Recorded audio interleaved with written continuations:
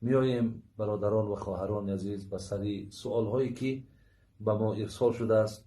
من در گرد اونها برای شما جواب میگردانم.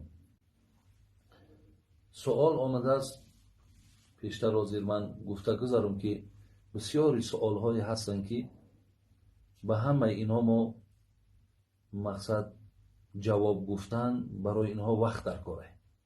یعنی نمی شود که یک باره 100 سوالی که میاد من یک باره در دوام 40 دقیقه یا 30 دقیقه اینها را برای شما جواب گردانم.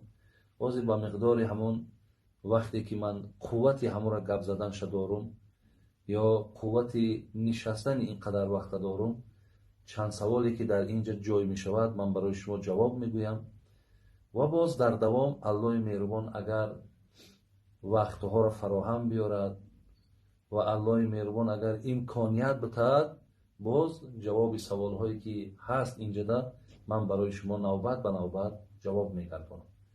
اینجا یکون سوالی که آمده است نویسنده است بابای حاجی میرزا: شوهر من مردمی کرد هست، از مردم کردستان هست، مذهبش شافعی هست، اینها سنت نمیخوانند، فقط فرض میخوانند. آیا این درست است؟ اصلا خواهرها و برادرای عزیز، خواه شافعی باشد، خواه مالکی باشد، خواه حنفی باشد، خواه حنبلی باشد، خلاص اهل سنت و الجماعه برای چی میگیم؟ برای خاطر آن میگیم که اهل سنت یعنی پیروی از آیت قرآن و از حدیث های پیامبر نازنین ما میکنند. در یگان مذهب نه آمده است که شما سنت هایی که از پیامبر ثابت است شما باید ترک سازید. در یگان حدیث نه آمده است که آن سنت هایی را که از پیامبر ما ثابت شده است شما اونها را ترک سازید. حدیثی داریم از پیامبر میگه کل امتی یدخلون الجنت الا من ابا، همه امتی من داخل جنت میشوند مگر نفرهایی هستند که خود خواهش جنت رفتن ندارند. برادر عزیز، این انسان تعجب میکند که چه جای راحت، چه یک جنت زیبا را انسان نخواهد که در همون داخل شود. پیامبر صلی الله علیه و آله پرسیدند کیها هستند؟ قیل و من یعبا، کی هستند اون به سعادت هایی که راحت الهی را نمیخواهند، دیدار الله را نمیخواهند، از کیفیت و از تمام خوبی های جنت استفاده برند؟ حضرت چی جواب داد؟ من اطاعنی دخل الجنه و من عصانی فقط ابا. کسی که از سنت من پیروی میکند، کسی که از سنت من البته کنار نمی رود، این گفت داخل جنت می شود. و هر کسی که از سنت من روی می گرداند، هر کسی که از سنت های مرا ادا نمی کند، اینها نفرهایی هستند که از جنت محرومند. الله مهربان در قرآن خبر میدهد که لقد کان لکم فی رسول الله اسوه حسنه، حیات پیامبر باید الگوی ما باشد. یعنی ما باید زندگی را از حیات پیامبر آموزیم. مقصد وای چگونه در محفل می نشست، چگونه طرز طعام خوری داشت، چگونه لباس پوشی داشت، چگونه فرزندداری داشت، چگونه زنداری داشت و چگونه عبادت داشت. باید از عبادتاش ما برادرای عزیز پیروی کنیم.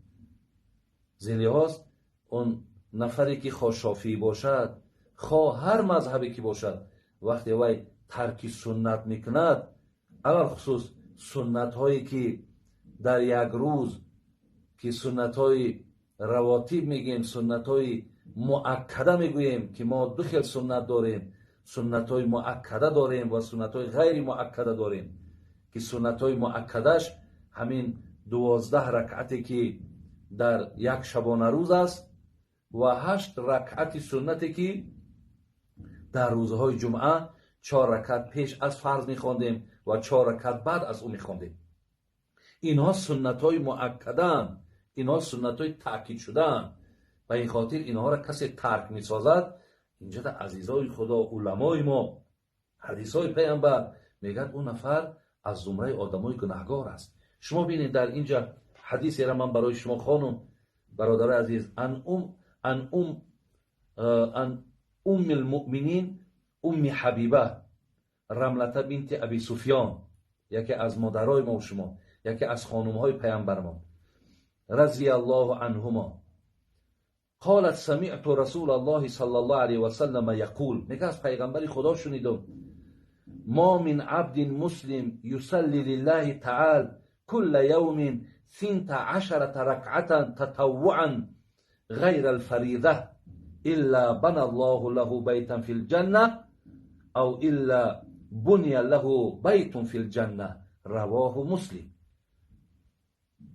مادرمان ام حبیبه گفت که از پیغمبر خدا شنیدم که حضرت میگفتن که کدام بنده خدا اگر گذارد 12 رکعت را، 12 رکعتش همین 12 سنتی که در یک شبانه روز داریم ما، 2 رکعت در بامداد داریم، 6 رکعت در پیشین داریم، 2 رکعت در نماز شام داریم و 2 رکعت در نماز عشا داریم یا خفتن داریم.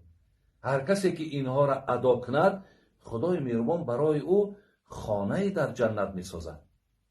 برادرای عزیز و گرامی، ببین این فضل ببینین، این برکات رو ببینین، این خیر رو ببینین. انسانی که اگر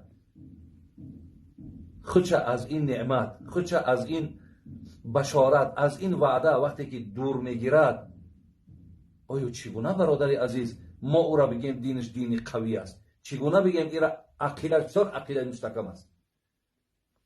از این لحاظ نفرهایی که البته پایبند این سنتند، خوش به حالشان که اینجا در وعده های در گرد اینها آمده است که نفرهایی که پایبند این سنت باشند.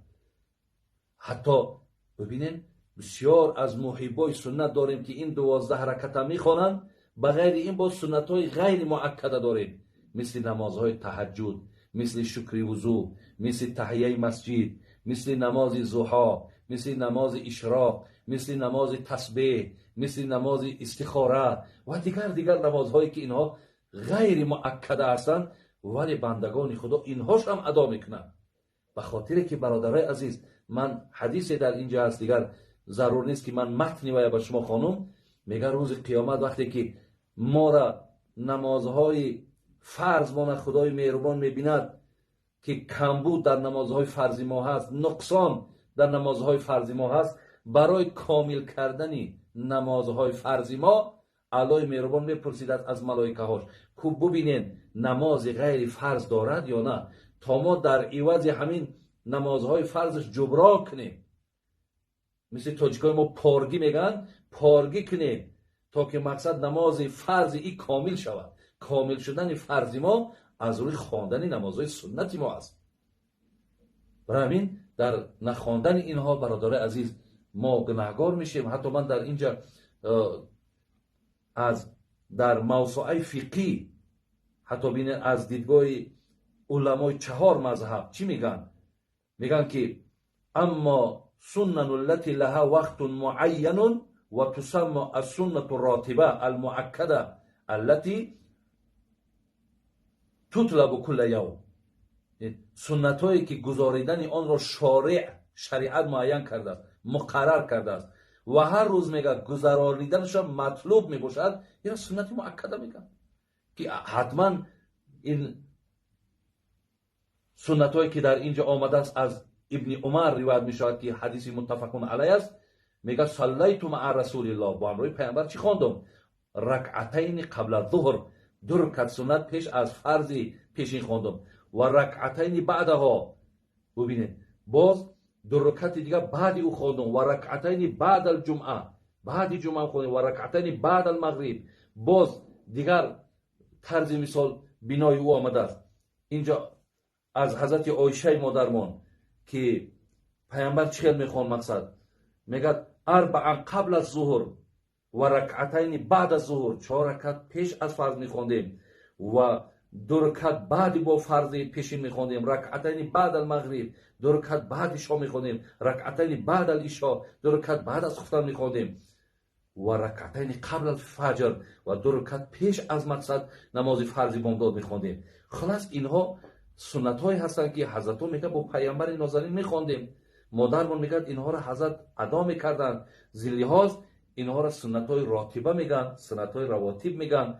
یعنی در یک شبانه روز همون 12 رکعتی که حتی در اینجا عدد رکعت های سنت های همون مؤکده را از ابو حنیفه ثانی میگن، یعنی ابن نجیم حتی میارد که غیر 12 رکعتی که در یک شبانه روز هست با 8 سنتی که ما در روز جمعه 4 رکعت پیش از فرض 4 رکعت بعد او میخونیم، اینها را هم از عمره سنت های مؤکده میخونن.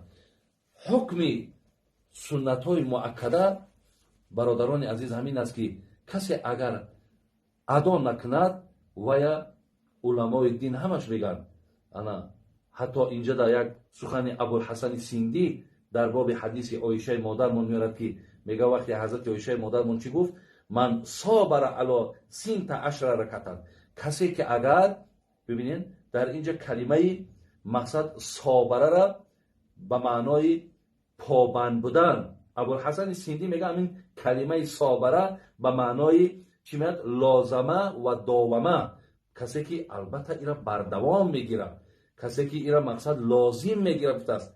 پیامبر گفته کسی همین 12 رکعت لازم گردانید یا بردوام کرد، همینجا در چی هست، انشاءالله انمون مکافات ها را نائل می شود. اگر نکرد برادرای عزیز اینجا هم گناهگار می شود. زلیاس امروز مردم ما ترغیب نکنه که به نخواندن سنت گناهگار نمیشه. نه، این گپ خطا هست، این گپ نادرست است. حتی در اینجا من نگاه کردم، حتی امام احمد حنبل، همین عزیزای خدا، همین بزرگای خدا که اینقدر تمام عمر جانشون را در دین صرف کردن، میگه نفری را دیدین که اگر سنت های پیامبر گرامی را که از پیامبر ثابت شدن ادا نمیکند، او را چی میگه؟ انه رجل سوء، در راست او شما گمان بد داشته باشید و بسیار مردی بد است. وقتی سنتی پیامبر را چیکار میکند؟ ترک میسازد. و این کس گفتن از زمره اعراض کننده های از سنت میشمارند که یعنی این آدم در سنت های پیامبر اعراض دارد، این آدم در سنت های پیامبر میل و محبتی ندارد، زلحاظ این را مردی بد میخوانند.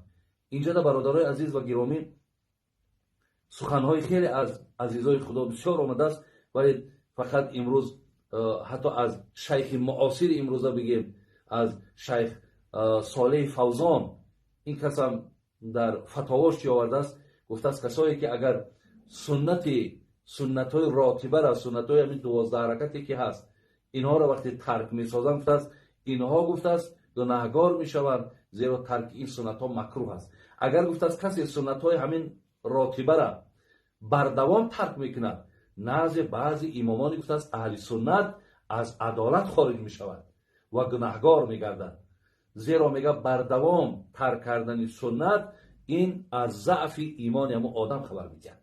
از این لحاظ خواهر عزیز، هر کسی که باشد نباشد و حق ندارد که سنت پیامبر را ترک کند و سنت های پیامبر را باید که ما همیشه پشتیبان باشیم و دوست بداریم. اینجا انشاءالله صحبت من قطع میکنم. خدا خواهد باز سوال هایی که در پیش دارم برای شما انشاءالله بین همین یک روز یا 2 روز دیگر برای شما باز جواب میگردانم. سلام علیکم و رحمت الله و برکاته.